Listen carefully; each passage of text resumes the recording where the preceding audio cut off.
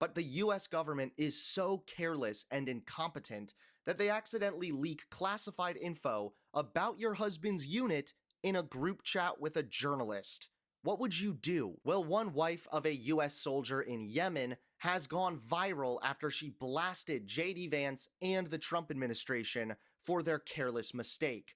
Take a look. As someone whose husband is currently deployed in the Middle East, not far from Yemen, I'm going to warn you now, this is going to be the angriest fucking video I have ever made in my entire life, because there are not adequate words in the English language for me to fully fucking communicate to you right now how fucking furious I am. In case you haven't seen yet, news just broke that multiple high-level members of the Trump administration, including Vice President JD Vance, Secretary of State Marco Rubio, and Secretary of Defense Pete Hegseth, shared highly classified information about upcoming troop movements and strikes in Yemen via a signal chat that they accidentally added a reporter to, violating the Espionage Act in the process and putting the lives of thousands of service members, including my husband's, at risk. They did all of this after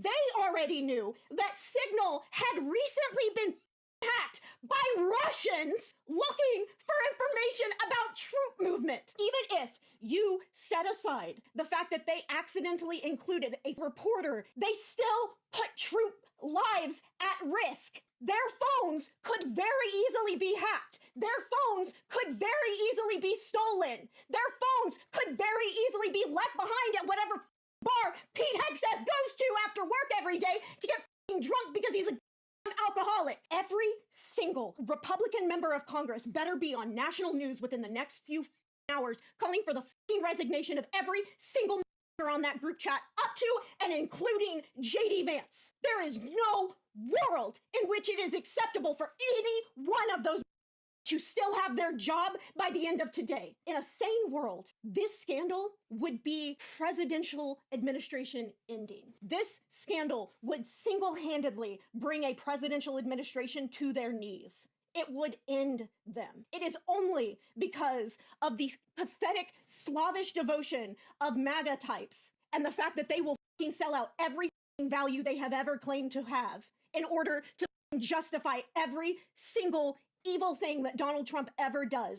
That is the only reason why this single scandal won't end Trump's presidency. But it absolutely should end JD Vance's career. It absolutely should end Marco Rubio's career. It absolutely should end Pete Hegseth's career. But to compare the two between Hillary Clinton and what President Trump's cabinet members were doing is absolutely absurd. It's not even comparing apples and oranges. At least both of those are somewhat in the same shape. This is like comparing an apple to a steak. There is no comparison at all between the two. But I do want to make it very clear, and I hope that you will take down this message and relay it to the senator to help encourage him to actually be a man and make sure that I get a call set up when I reach out to the scheduler.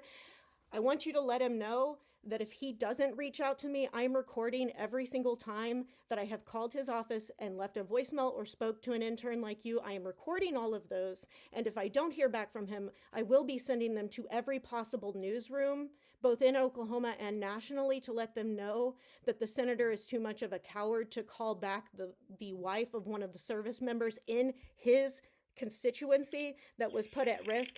And so help me God, if I have to quit my job to make sure that I can drive to every campaign and public event that the senator has for the rest of his career, I will make it my life's work to destroy his career by making sure that every Oklahoman knows how few he gave about my husband's life and the lives of other active duty service members.